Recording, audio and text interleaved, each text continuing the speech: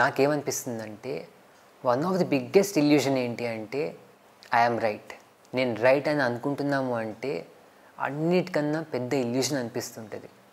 ఎందుకంటే how can we be always right? Simple logic.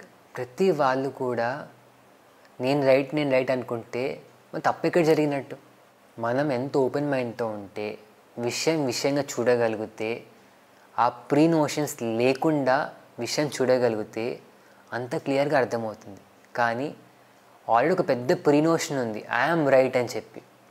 I'm right అని స్పెట్స్ పెట్టుకొని చూస్తే అయిపోయింది, ఇంకా బ్లైండ్ అన్నట్టే కదా.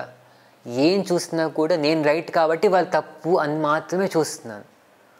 ప్రీ నోషన్ చాలా గట్టిగా పాతుకుపోయింది. దానివల్ల ఏది ఉన్నా కూడా, విషయం క్లియర్గా అర్థమవుతున్నా కూడా, because I'm wearing I'm right specs, దాని నుంచే కనిపిస్తుంది that I'm right, everyone are wrong. కాబట్టి ఫస్ట్ ఆ ప్రీ నోషన్ని బ్రేక్ చేయాలి.